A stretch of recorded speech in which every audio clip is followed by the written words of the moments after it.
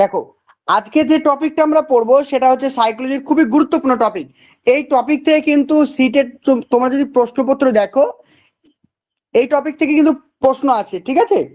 আজকে যে টপিকটা হচ্ছে আমাদের ব্যক্তিগত পার্থক্য, বা যেটাকে বলছি আমরা ইন্ডিভিজুয়াল ডিফারেন্স। এটা কিন্তু মনে রেখো, ইন্ডিভিজুয়াল ডিফারেন্স কি বা ব্যক্তিগত পার্থক্য কি, এটা কিন্তু আমরা ডিটেলসে পড়বো। দেখে নাও, বলছে দেখো, ব্যক্তিগত পার্থক্য কোনো একটি বা একাধিক বৈশিষ্ট্যের প্রেক্ষিতে ব্যক্তি সকলের মধ্যে যে পার্থক্য বা বৈষম্য দেখা যায় তাকে বলছে কি ব্যক্তিগত পার্থক্য। তাহলে ব্যক্তিগত পার্থক্য বলতে কি বোঝায়? ধরো এখানে আমাদের ক্লাসে জয়েন আছে কে কে? আমাদের ক্লাসে জয়েন আছে রনি আছে, ঠিক আছে, আর তার সঙ্গে জয়েন আছে আমাদের আশরাফুল, দুজন জয়েন আছে। এবার দেখো, রনি এবং আশরাফুলের বয়স দুজনের কিন্তু 25 বছর করে।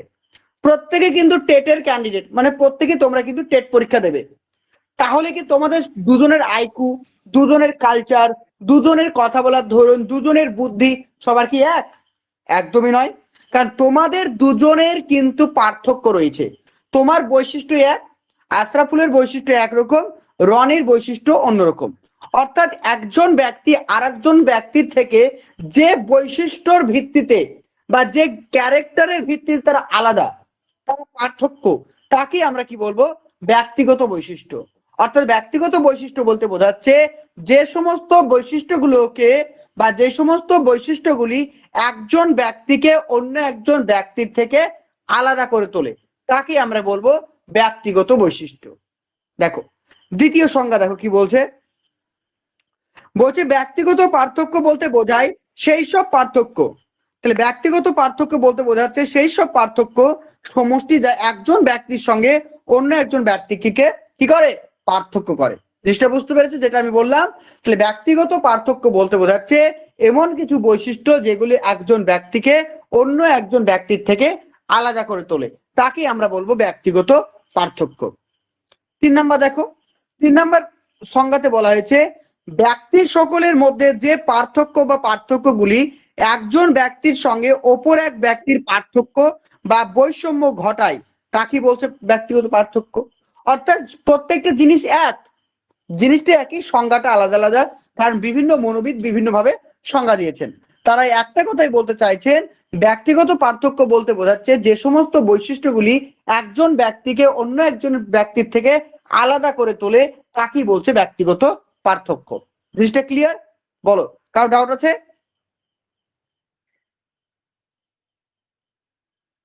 সংজ্ঞা 3টে বুঝতে কারো ডাউট আছে কোনো জায়গায়? ব্যক্তিগত পার্থক্যটা কি বুঝতে প্রবলেম হয়েছে কারোর? ওকে স্যার, স্ক্রিনে লাইভ দেখাচ্ছে না, সাউন্ড ক্লিয়ার হচ্ছে না। তোমার তাহলে নেটওয়ার্কের প্রবলেম আছে, ঠিক আছে। আদরের নেটওয়ার্কের প্রবলেম আছে, আমার কোনো প্রবলেম নেই, তোমার নেটওয়ার্ক প্রবলেম। তোমাকে রেকর্ডিং ক্লাস দেখতে হবে।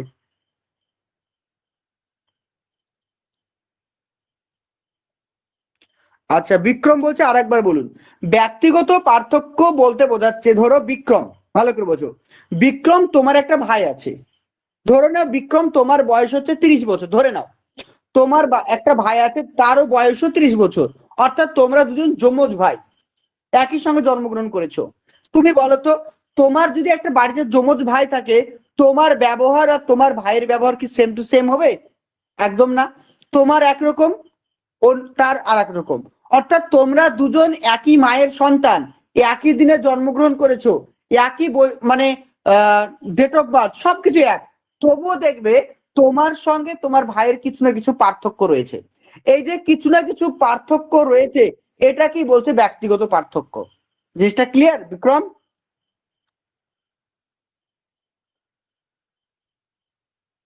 ওকে, চলো নেক্সট দেখো। এবার কি বলছে দেখো, ব্যক্তিগত পার্থক্যের প্রকৃতি বা নেচার। তাহলে এই ব্যক্তিগত পার্থক্যের কি কি নেচার রয়েছে বা কি কি প্রকৃতি রয়েছে সেই সম্পর্কে আমরা জানবো। দেখো বলছে, ব্যক্তিগত পার্থক্যের প্রধান কারণ হলো বংশধারা ও পরিবেশের মিথস্ক্রিয়া। ভেরি ভেরি ইম্পর্টেন্ট, এখান থেকে পরীক্ষা প্রশ্ন আসে, ঠিক আছে। তাহলে ব্যক্তিগত পার্থক্য হয় কিসের মাধ্যমে? নাম্বার 1, বংশধারা ও পরিবেশ। তাহলে বংশধারা এবং পরিবেশের মিথস্ক্রিয়ার মাধ্যমেই কিন্তু কি তৈরি হচ্ছে? আমাদের ব্যক্তিগত পার্থক্য। এটা কিন্তু প্রথম পয়েন্ট। যেমন আমাদের বিকাশ, বিকাশ হয় কিসের মাধ্যমে? বংশগতি এবং পরিবেশের গুণফলকে তোমরা বিকাশ বলি। ঠিক তেমনি এখানেও তাই আমাদের ব্যক্তিত্ব বা ব্যক্তি গঠনের যে পার্থক্য রয়েছে সেটা কিন্তু বংশগতি এবং পরিবেশ দুটোর ফলে কিন্তু হয়ে থাকে। লিঙ্গ ভেদে কোনো পার্থক্য নেই, অর্থাৎ স্ত্রী পুরুষ উভয়ের মধ্যে ব্যক্তিগত পার্থক্য দেখা যায়। যে ছেলেদের মধ্যে ব্যক্তিগত পার্থক্য থাকবে, মেয়েদের মধ্যে থাকবে না, এমনটা কিন্তু নয়। মেয়েদের ক্ষেত্রেও ব্যক্তিগত পার্থক্য রয়েছে, ছেলেদের ক্ষেত্রেও ব্যক্তিগত পার্থক্য রয়েছে। তাই লিঙ্গ ভেদে কিন্তু কোন রকম পার্থক্য লক্ষ্য করা যায় না।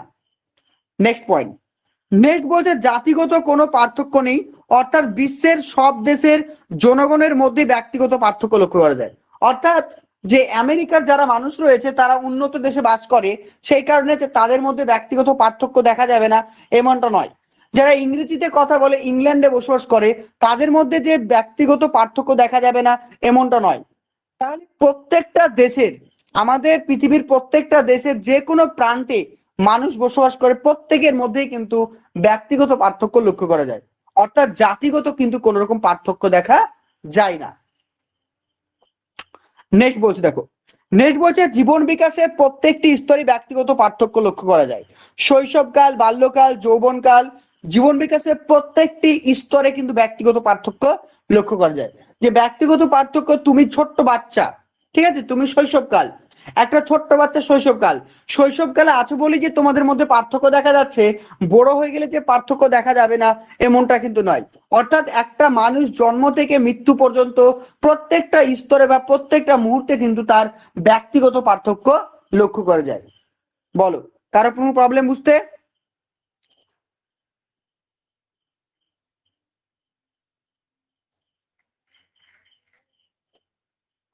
ক্লিয়ার হয়েছে যে পর্যন্ত পড়ালাম?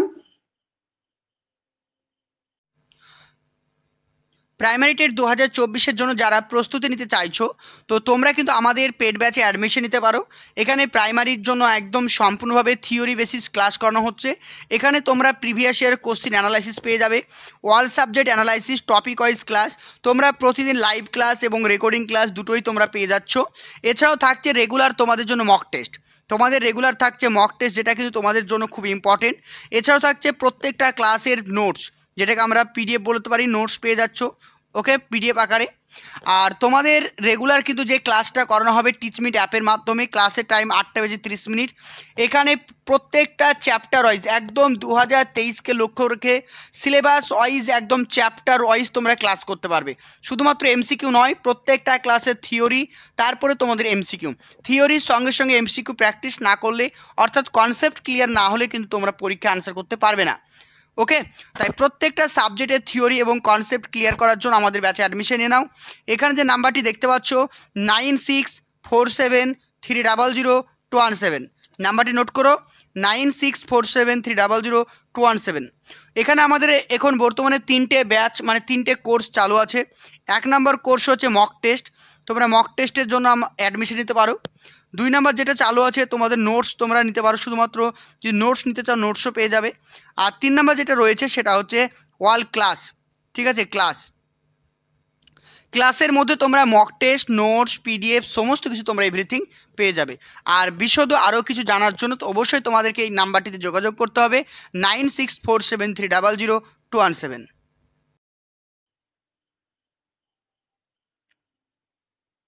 ওকে,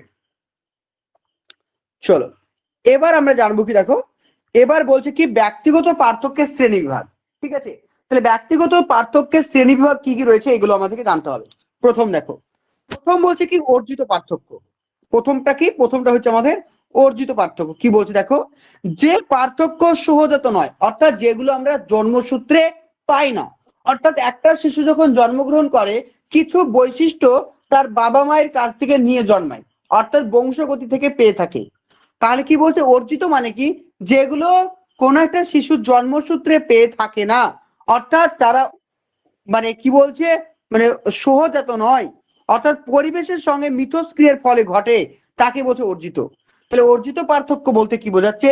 যে সমস্ত পার্থক্যের বৈশিষ্ট্যগুলি একটা শিশু জন্মসূত্রে পেয়ে থাকে না, পরিবেশের সঙ্গে মিথস্ক্রিয়ার ফলে পেয়ে থাকে, তাকে বলছে কি অর্জিত পার্থক্য।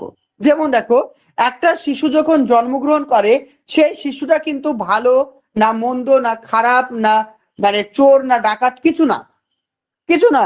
যদি তার ওই শিশুটার বাবা মা তার আত্মীয় স্বজন চোর হয়, তাহলে শিশুটা চোর হবে।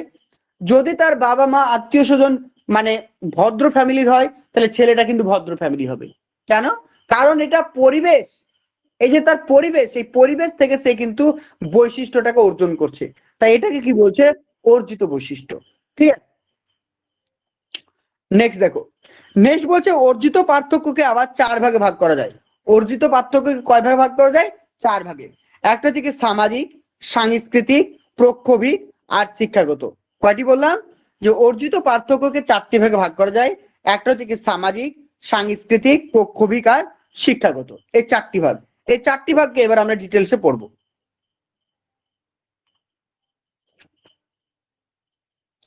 দেখো, এবার চলে আসি সামাজিক পার্থক্য। সামাজিক পার্থক্য বলতে কি বোঝায়? বলছে শিক্ষার্থীর আচার আচরণ, স্বভাব চরিত্র, মেলামেশার ক্ষমতা, এগুলো কিন্তু সামাজিকের মধ্যে পড়ছে। আমরা বলি না মানে সঙ্গ দোষে মানে স্বভাব খারাপ হয়। মানে যে ছেলের বন্ধু বিড়ি সিগারেট খায়, দেখবে সেই ছেলে একদিন না একদিন বিড়ি সিগারেট খাবেই। কারণটা কি? কারণ তার ওই যে স্বভাব, তার আচার আচরণ কার কাছ থেকে পাচ্ছে? তার বন্ধু, তার সমাজের কাছ থেকে পাচ্ছে। তার সমাজে কারা রয়েছে? তার বন্ধুরা। তার বন্ধুরা খারাপ, নেশা করে, তাই সে একদিন না একদিন সে নেশা করবে। এটা কোথা থেকে পাচ্ছে? এটা পাচ্ছে সমাজ থেকে। তাই বলা হয়েছে শিক্ষার্থীর আচার আচরণ, স্বভাব চরিত্র, মেলামেশার ক্ষমতা, এগুলো সবই কিন্তু নির্ধারণ করে কে? সমাজ। তারপর হচ্ছে সংস্কৃতি, কালচার, রীতিনীতি, প্রথা, ভাষা, খাদ্য অভ্যাস, পোশাক পরিচ্ছদ, এগুলো কার? এগুলো হচ্ছে সংস্কৃতি, অর্থাৎ কালচার। তুমি যে কালচার ফ্যামিলি থেকে বিলং করো, দেখো অনেক মুসলিম মেয়ে রয়েছে যারা কিন্তু দেখবে বয়স কম, হয়তো 12 বছর 13 বছর বয়স, কিন্তু তারা ছোট থেকেই দেখবে হিজাব পরে। হিজাব মানে বোরখা পরে। কারণটা কি? কারণ সে তার কালচার রয়েছে, তার মাকে নিশ্চয়ই দেখেছে বোরখা পরতে, বা তার যে ঠাকুরমা রয়েছে তার ঠাকুমাকে দেখেছে, সে দেখে দেখে শিখছে, বা তার দিদিকে দেখে শিখছে। তার কালচার এটা। একজনকে দেখে ধীরে ধীরে সে শিখছে। এটা হচ্ছে রীতিনীতি, কালচার বা প্রথা, বা তার পোশাকের যে মানে কোয়ালিটি, সবই কিন্তু এটা নির্ধারণ করে কে? সংস্কৃতি, অর্থাৎ তোমার কালচার। তুমি কোন কালচার থেকে বিলং করছো, সেই কালচার অনুযায়ী তোমার বৈশিষ্ট্য নির্ধারণ হবে। তারপর দেখো বলছে প্রক্ষোভিক। প্রক্ষোভিক পার্থক্য মানে কি? ওই প্রক্ষোভ মানে কি? প্রক্ষোভের কথা মানে হচ্ছে, আমরা জানি যে প্রক্ষোভ, এক মিনিট দাঁড়াও তো, অরুণ কুমার বলছে জয়েন হচ্ছে না, কি প্রবলেম অরুণ কুমারের? এক মিনিট ওয়েট করো।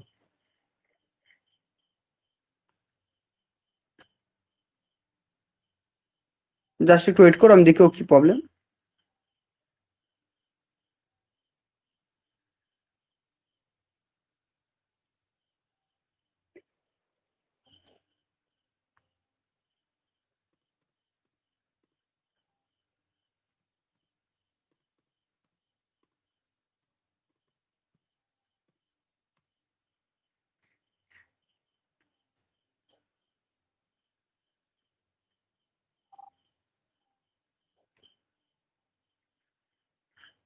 ওকে, দেখো তাহলে প্রক্ষোভ বলতে কি বোঝায়? প্রক্ষোভ বলতে বোঝাচ্ছে মানুষের রাগ, ভয়, দুঃখ, কান্না, এই যে ইমোশন, এই ইমোশন গুলোকে আমরা বলবো প্রক্ষোভ।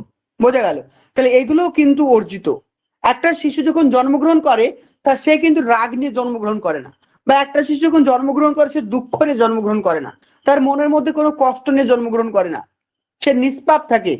তো যখন সে যে পরিবেশে বসবাস করে, তখন কিন্তু সেই পরিবেশ থেকে কিন্তু সে রাগ বা ভয়, দুঃখ, কষ্ট দিয়ে কিন্তু বড় হয়। তো এগুলো সবই কিন্তু অর্জিত বৈশিষ্ট্য।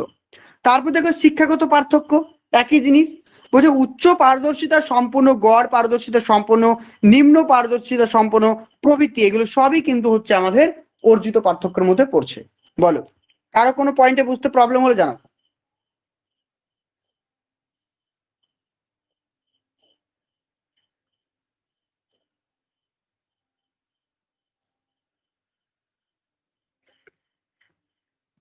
ভালো করে দেখো, কোথাও বুঝতে প্রবলেম হলে বলো।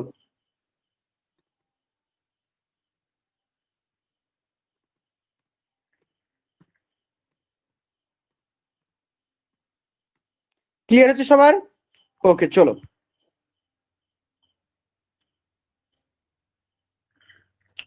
এবার আমরা যেটা পড়বো সেটা হচ্ছে কি, স্যার লাস্ট পয়েন্টটা একবার বলুন।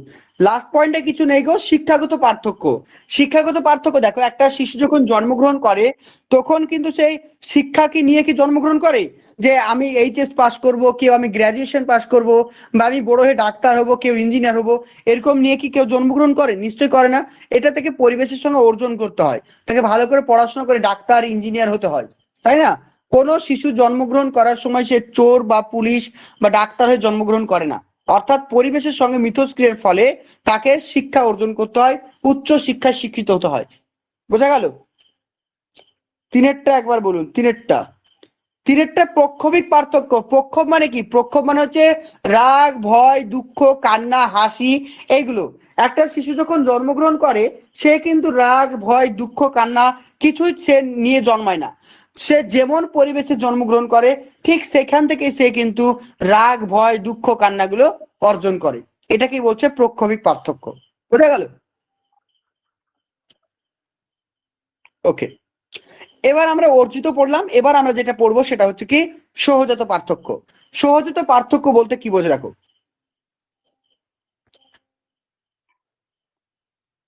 বলছে সহজাত মানে কি? সহজাত কথার অর্থ হচ্ছে একটা শিশু যখন জন্মগ্রহণ করে, যখন সে তার বাবা মায়ের কাছ থেকে জিনগত মাধ্যমে কিছু ক্যারেক্টার বা বৈশিষ্ট্য নিয়ে জন্মায়, সেগুলোকে আমরা বলবো সহজাত পার্থক্য।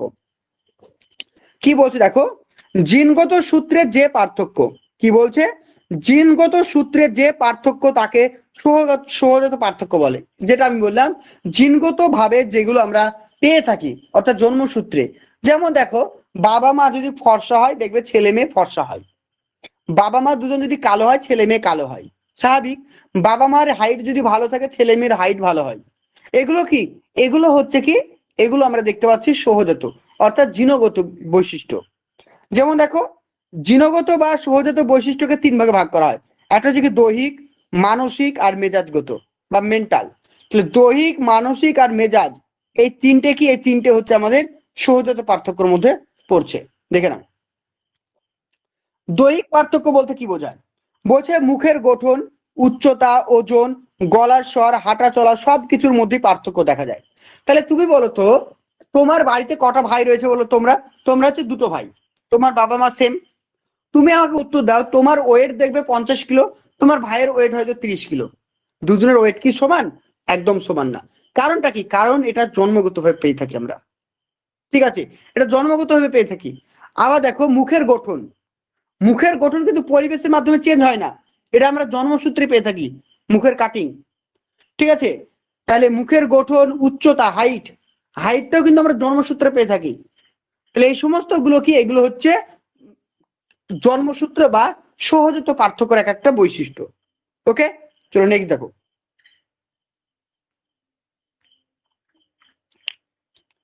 নেক্সট 2 নাম্বার বলছে মানসিক পার্থক্য। মানসিক পার্থক্য কোনগুলো? যেমন বলছে বুদ্ধি, আগ্রহ, কল্পনা, বিচার করার ক্ষমতা, স্মৃতিশক্তি, এগুলো এগুলো সবই কিন্তু মেন্টাল অ্যাবিলিটি। কোনগুলো মেন্টাল অ্যাবিলিটি? বলছে বুদ্ধি, আগ্রহ, কল্পনা, বিচার করার ক্ষমতা, স্মৃতিশক্তি, এগুলো সবই কিন্তু আমাদের মানসিক ক্ষমতার মধ্যে পড়ছে। ওকে, টিচমিট অ্যাপটা ডিলিট হয়ে গেছে। ওকে ওকে,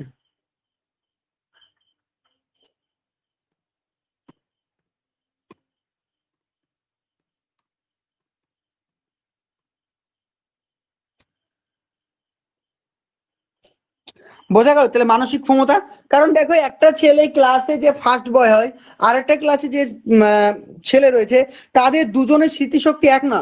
আমার স্মৃতিশক্তি আর তোমার স্মৃতিশক্তি কি এক? কখনো এক না। তোমার বুদ্ধি আমার বুদ্ধি কি এক?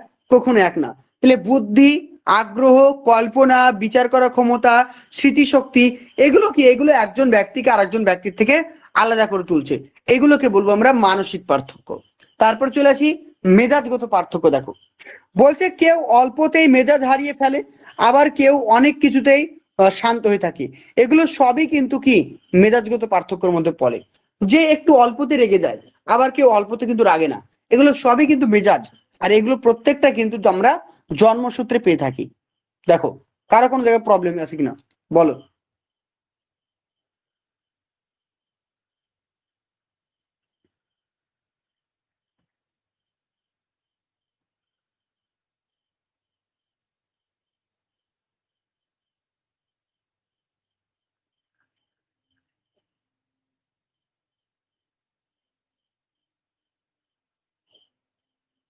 ক্লিয়ার হচ্ছে সবার?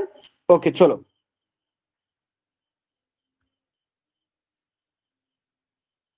নেক্সট দেখো। নেক্সট বলছে একজন বিখ্যাত মনোবিদ রয়েছেন, তার নাম হচ্ছে উডশট। তো উডশট কি বলছে দেখো, উডশট বলছেন বংশগতি ও পরিবেশের গুণফল। বংশগতি এবং পরিবেশের গুণফল হলো কি ব্যক্তিত্ব। তিনি আরো বলেন ব্যক্তিত্ব পার্থক্যের পিছনে বংশগতি পরস্পর কিন্তু সমানভাবে দায়ী। তাহলে কি বংশগতি ও পরিবেশ কিন্তু সমানভাবে দায়ী রয়েছে। কে বলেছেন? এটা বলছেন আমাদের উডশট। উডশট বলছেন যে তাহলে ব্যক্তিগত পার্থক্য কিসের উপর নির্ভর করে?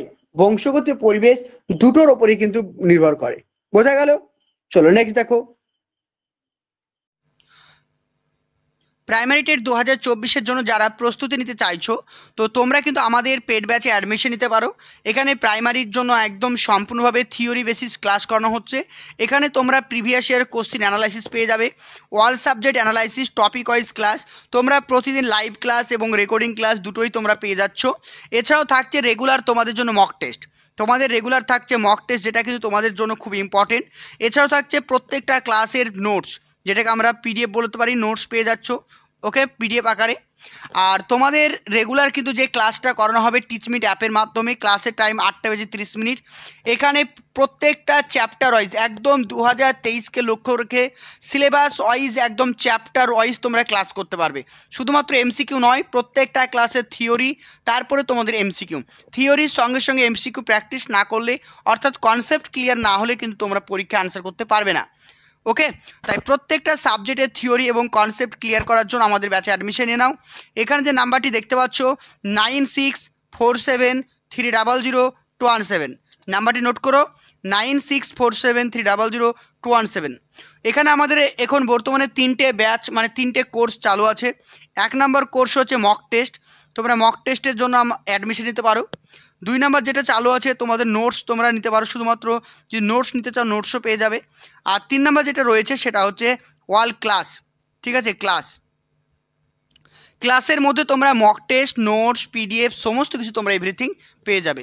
আর বিশদ আরও কিছু জানার জন্য তো অবশ্যই তোমাদেরকে এই নাম্বারটিতে যোগাযোগ করতে হবে, 9647300217। নেক্সট বলা হয়েছে শ্রেণীকক্ষে ব্যক্তিগত পার্থক্যের তাৎপর্য। শ্রেণীকক্ষে ব্যক্তিগত পার্থক্যের তাৎপর্য কি কি রয়েছে দেখো। মনোবিদ ক্রো অ্যান্ড ক্রো বলেন, একজন বিখ্যাত মনোবিদ রয়েছেন যার নাম হচ্ছে ক্রো অ্যান্ড ক্রো, এটা মনে রেখো।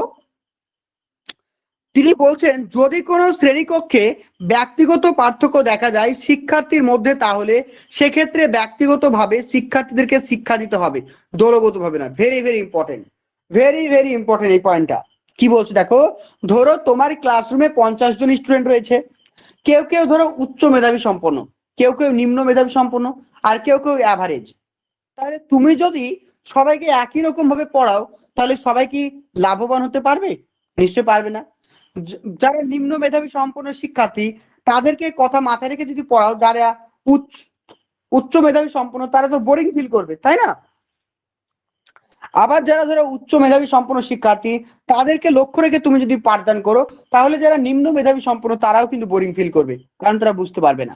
তাই বলা হয়েছে তোমার ক্লাসরুমে যদি শিক্ষার্থীদের মধ্যে ব্যক্তিগত পার্থক্য দেখা যায়, তাহলে তুমি একজন শিক্ষক হিসেবে অবশ্যই ইন্ডিভিজুয়ালি তাদেরকে শিক্ষা দেবে, প্রত্যেককে আলাদা আলাদা ভাবে পাঠদান করবে। এক্ষেত্রে কিন্তু দলগত ভাবে পাঠদান করবে না। এই পয়েন্টটা ভেরি ইম্পর্টেন্ট, মনে রেখো। বোঝা গেল সবার? বলো, কারো কোনো প্রবলেম আছে কিনা?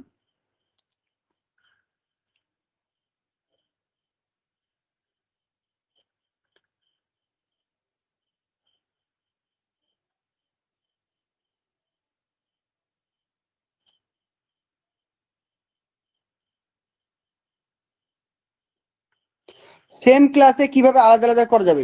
হ্যাঁ, অনেকটা টাফ, কিন্তু করতে হবে তোমাকে। এটা মনোবিজ্ঞান সম্মত তোমার পড়াতে হবে, প্রত্যেককে আলাদা আলাদা ভাবে তোমার মানে করতে হবে, কি বলতো, ফোকাস করতে হবে প্রত্যেককে। দেখো যখন টিউশনই পড়া, দেখবে একটা কথা ভালো বোঝো, তুমি যখন টিউশনই পড়াও, তখন দেখবে যে ছেলেটা অঙ্ক ভালো পারে না, তুমি তাকে কাছে ডেকে নিয়ে এসে তো বোঝাও, তাই না? যে না, তুমি তাকে সবার মতো করে বোর্ডে করে দাও, নিশ্চয় তুমি বলো তুই ঠিক আছে আমার কাছে আয়, কোথায় বুঝতে পারিস নি বল। এই যে আলাদা আলাদা ভাবে পড়াচ্ছি, দেখো আমি যেমন ইন্ডিভিজুয়ালি পড়াচ্ছি, দেখো এখানে এখন মাত্র 50 জন ক্লাস করছে, ম্যাক্সিমাম জন কিন্তু প্রথমেই বুঝতে পেরে যায়। আমি কি বোঝাতে চাইছি, দুই একজন হয়তো বুঝতে পারে না, সে বলে যে স্যার এই জায়গাটা বুঝতে পারলাম না, আমি কিন্তু আবার তাদেরকে পড়াচ্ছি। এই যে তোমাদেরকে আলাদাভাবে আমি সময় দিচ্ছি, এটা কি বলছে, ইন্ডিভিজুয়াল ডিফারেন্স। এইভাবে কিন্তু বাচ্চাদেরকে ক্লাসে পড়াতে হবে, বুঝতে পেরেছো?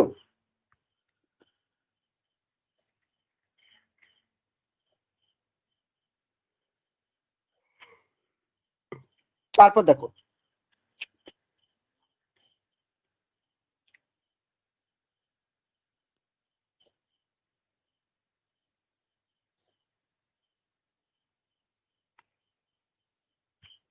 তারপর নেক্সট পয়েন্টে দেখো, বলছে ব্যক্তিগত সম্ভাবনাগুলি সম্পর্কে তথ্য সংগ্রহ করা।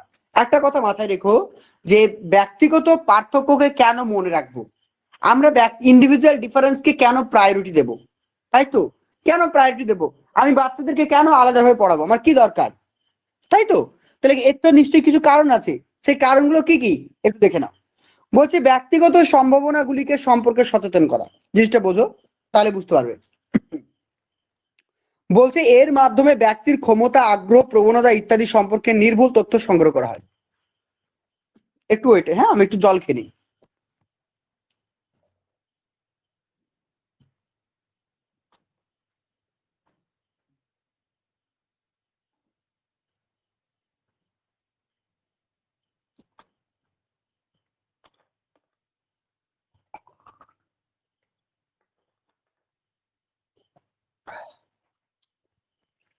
চলো দেখো, বলছে ব্যক্তিগত সম্ভাবনাগুলি সম্পর্কে তথ্য সংগ্রহ করা।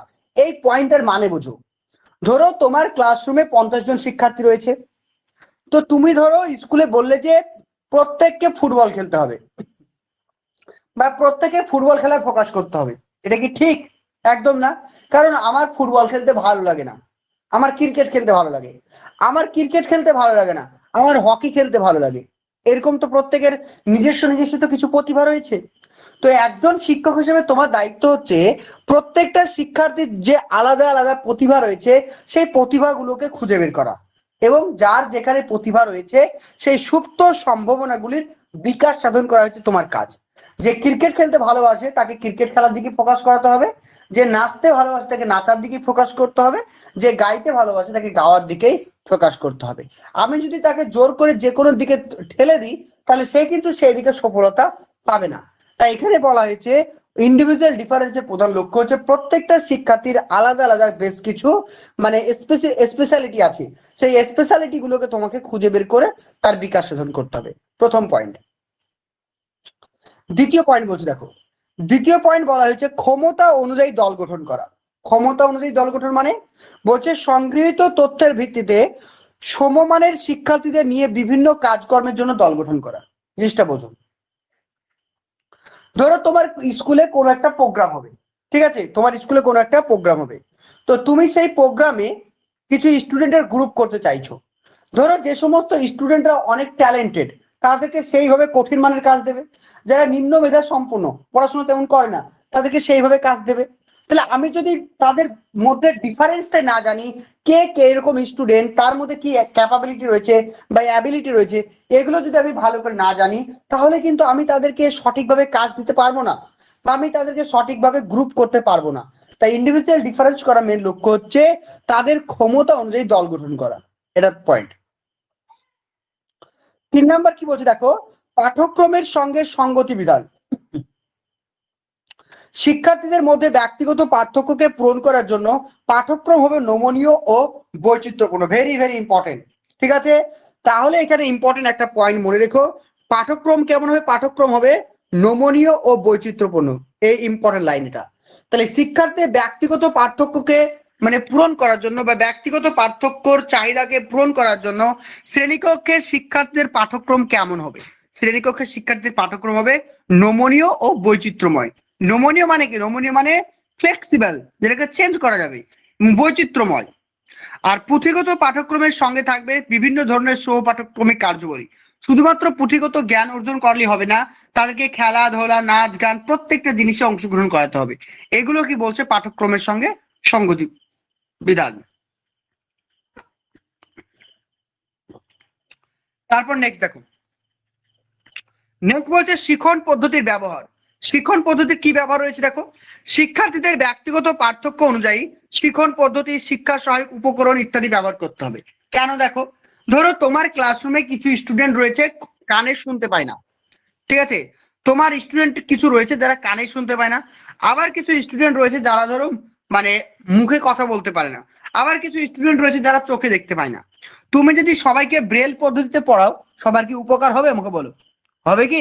নিশ্চয় হবে না। বা আবার তুমি যদি সবাইকে একটা নর্মাল যেভাবে পড়াই সেভাবে পড়াও, উপকার হবে কি?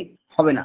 তাহলে প্রত্যেকটা শিক্ষার্থী আলাদা আলাদা চাহিদা, কেউ চোখে কম দেখে, কেউ কানে কম শোনে, কেউ কথা বলতে পারে না। তাহলে প্রত্যেকের জন্য আলাদা আলাদা তোমাকে প্ল্যানিং করতে হবে এবং তাদের উপযুক্ত যে সমস্ত এলটিএম গুলো রয়েছে সেই এলটিএম গুলোকে ব্যবহার করতে হবে, যাতে প্রত্যেকটা শিক্ষার্থী সমানভাবে শিক্ষার সুযোগ পায়, যে কেউ কোনোভাবে যাতে শিক্ষা থেকে বঞ্চিত না হয়। এই পয়েন্টটাও কিন্তু দেখা হয়েছে কোথায়, মানে ইন্ডিভিজুয়াল ডিফারেন্সের ক্ষেত্রে। ওকে, দেখো কারো কোনো জায়গায় প্রবলেম বলো।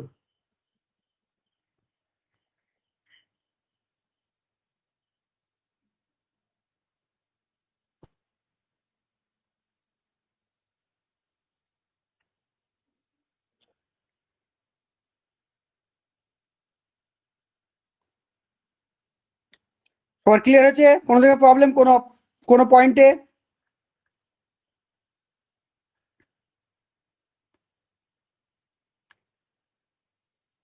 ওকে,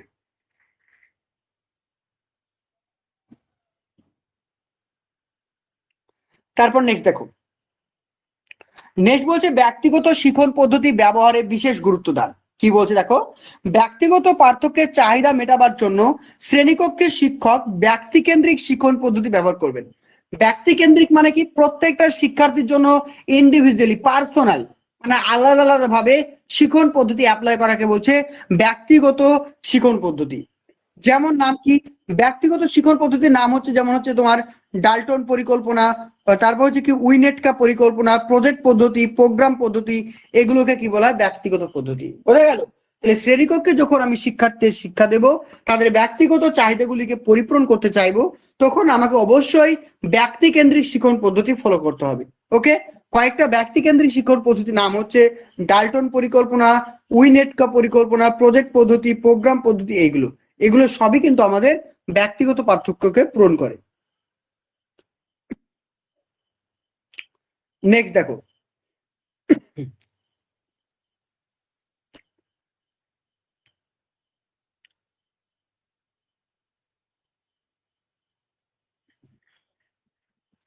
নেক্সট বলছে ব্যক্তিগত মানে পাঠদানে বিভিন্ন কৌশল। এখানে পাঠদানে হবে, ঠিক আছে, এখানে পর্দানে হয়ে গেছে, এটা হবে পাঠদানে। বলছে ব্যক্তিগত পাঠদানে বিভিন্ন কৌশল, কি কি কৌশল অবলম্বন করতে হবে।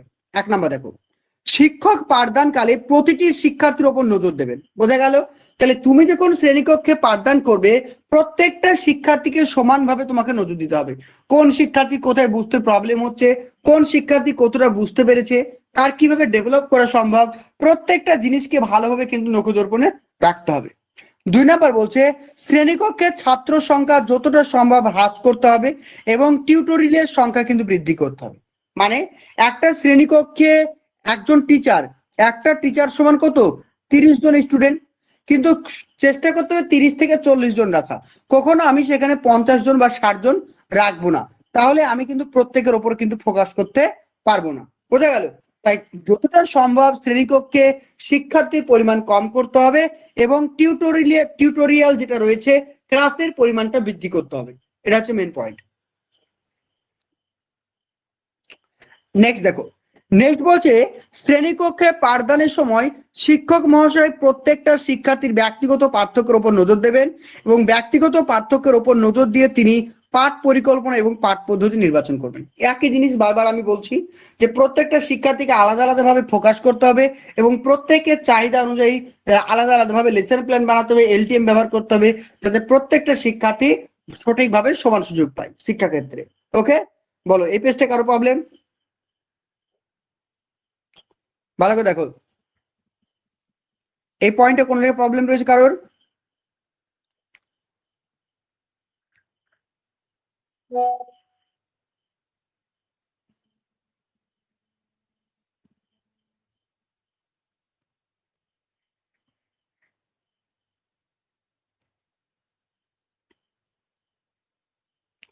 টিউটোরিয়াল মানে কি? টিউটোরিয়াল মানে যে ক্লাসের পরিমাণ, ক্লাস, ঠিক আছে, ক্লাসের পরিমাণটাকে বাড়াতে হবে। টিউটোরিয়াল মানে ক্লাসের পরিমাণ বাড়াতে হবে।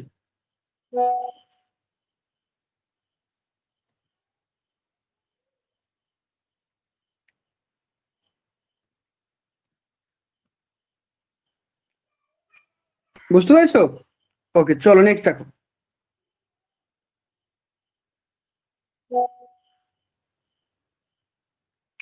কারণ নেক্সট দেখো, শ্রেণীকক্ষে শিক্ষার্থীদের পাঠদানের সময় তিনি বিভিন্ন শিক্ষণ কৌশলের সঙ্গে সঙ্গে শিক্ষা সহায়ক উপকরণ ব্যবহার করবেন।